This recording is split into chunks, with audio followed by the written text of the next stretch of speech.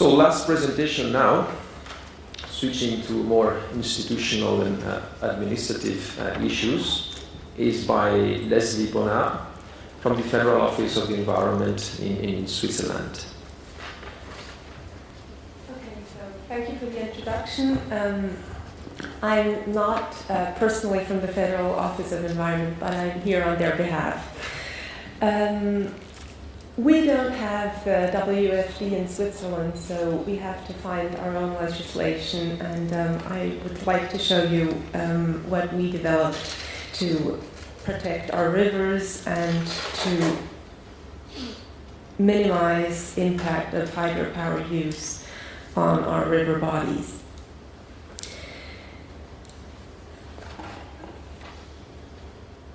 To start here, I'd like to give you a short overview of the current situation in Switzerland. I imagine you're not all, you don't all know Switzerland. We have about 65,300 kilometers of watercourses, and we already started minimizing pollution in the 1970s, so the water quality is pretty good in Switzerland, since practically all wastewater is treated in wastewater treatment plants. Like all over Europe, the available plains are densely populated, and rivers have been straightened, channeled, armored, covered since the 1850s already, and dams and reservoirs for flood protection and land reclamation were built. Nowadays, almost a quarter of the watercourses in Switzerland are changed importantly by such constructions. You see some of them here in pictures too. At the same time, energy generation by hydropower is very important in Switzerland. Almost 55% of Swiss power generation is covered by hydropower. So Switzerland lies on place 3, slightly behind Austria with 56%, and far behind Norway, which has the lead with 95% of inland electricity production by hydropower.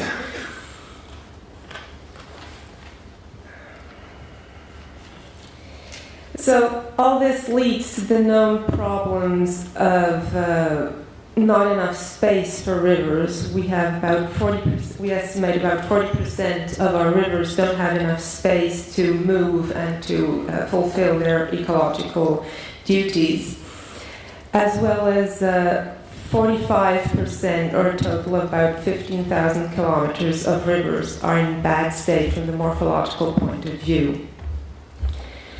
So the same thing also is for barriers and hydropower. We have about 88,000 barriers of different type, which are higher than 50 centimeters, which makes fish migration difficult to impossible, and so habitat fragmentation is high, as well as a big number of hydropower plants that prevent natural flow dynamics by reducing minimal water flow and trapping sediment. So roughly 1,000 kilometers of river are possibly affected by important hydro peaking changes during the day or in the time of a few hours, and 130 power plants have a potential rate between peak flow and low flow, which is higher than 1.5.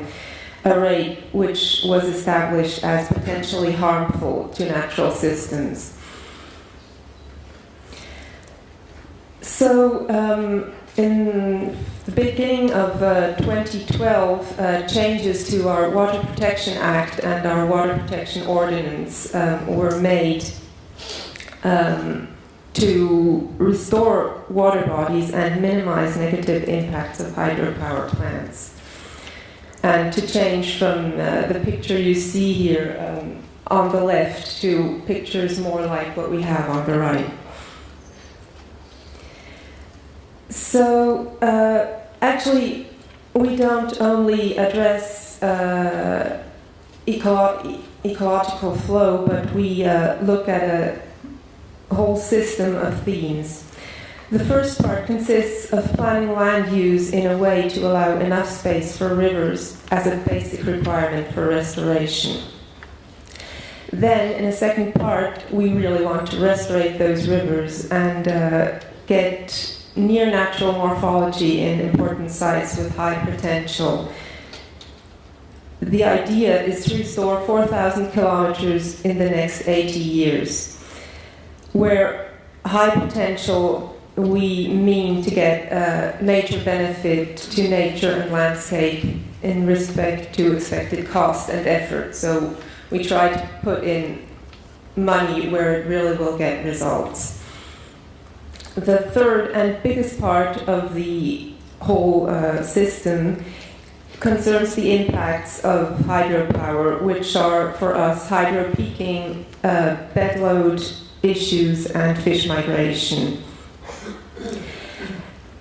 You see on the side in a bit lighter colors what we have been doing for about 20 years already now. In 1992, a law was passed to protect alluvial for floodplain habitats and also to implement minimal residual flows for hydropower plants.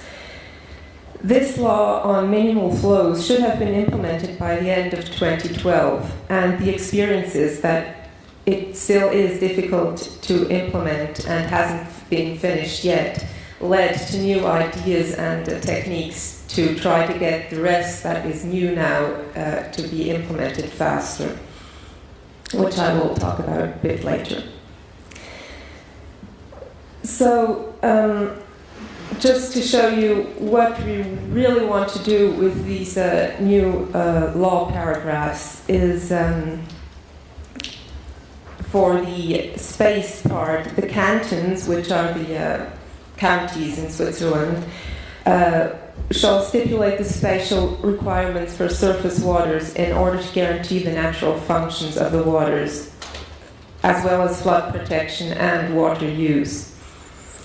Concerning morphology, the cantons shall ensure that waters are restored, and they have to plan the restoration measures and specify a time schedule.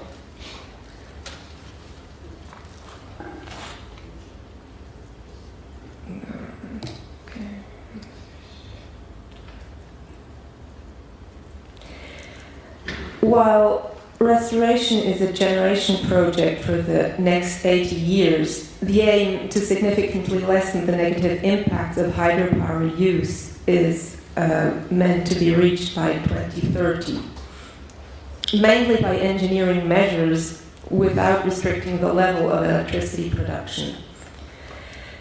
Those responsible for hydropower plants must prevent or eliminate hydro peaking that causes serious harm to the indigenous flora and fauna as well as their habitats.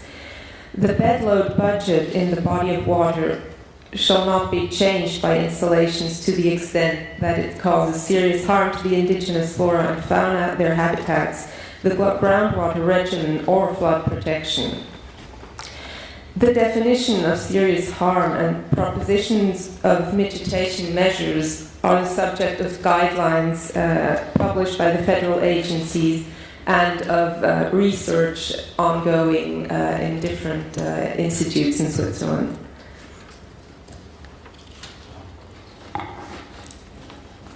Concerning fish migration, a distinction is made between new installation and existing ones. New installations have to ensure favorable conditions for aquatic fauna, as existing installations have to aim actually for the same goals, but only as far as economically affordable. So they are allowed to keep turning since they are already there, but they have to try to get better and do less harm.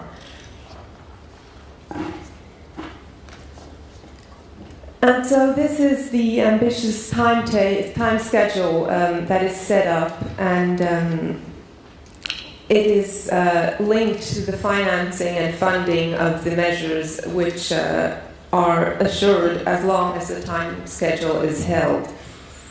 The planning for the different sectors should be done by the end of 2014, with the exception of lake restoration, which is a bit newer to Switzerland. And as I said so before, the hydropower part should be implemented in 2030 and the restoration in 2080 for the first part, and it will then be carried on, hopefully. Well, as all this costs money, the funding is organized from different sources depending on the themes. Agricultural subsidies in form of compensations for loss of income by extensive use of land along rivers covers the necessary space and are budgeted with about 20 million Swiss francs a year, which are around 16 million euro. The planning and implementation of river restoration is paid for partially by federal subsidies. Here, about 40 million Swiss francs are reserved each year.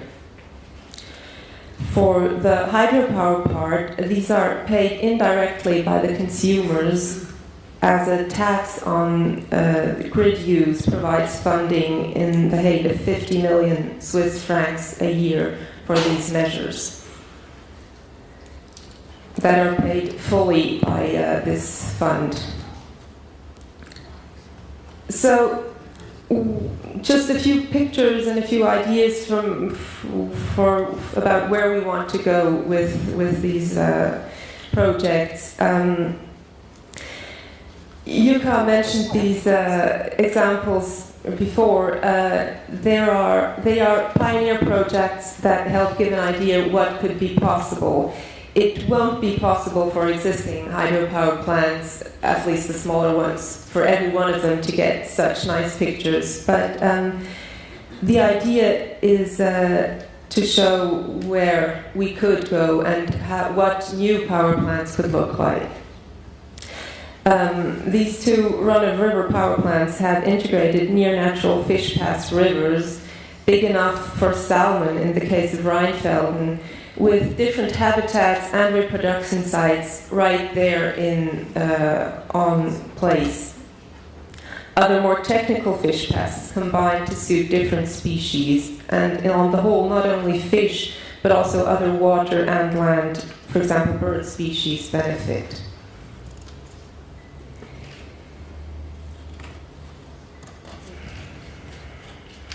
So the possibilities of reactivating sediment flow, which is also a part on the bedload issue, are explored in a bedload study on the Hochrhein, where 11 dams cut the 147 kilometers of the Hochrhein along the border between Switzerland and Germany. Here, only 47 kilometers are left flowing freely, and the situation is similar for the bigger tributaries, leading to a significant sediment load deficit. So the study evaluates different possibilities to reactivate bedload transport and shows which sectors could benefit most at lowest cost. For some installation, pass-through of sediment is possible at high water flow. Otherwise, artificial sediment deposits and side erosion are proposed to reactivate sediment transport in the last free-flowing sectors. And so, for further information, those of you who read either German or French might be interested in looking into the guidelines published by the Swiss Federal Office for the Environment on the background and possible methods for the implementation of the new law on water protection. They are available as download on the internet site. Yes, and with this, I would like to thank you for your attention.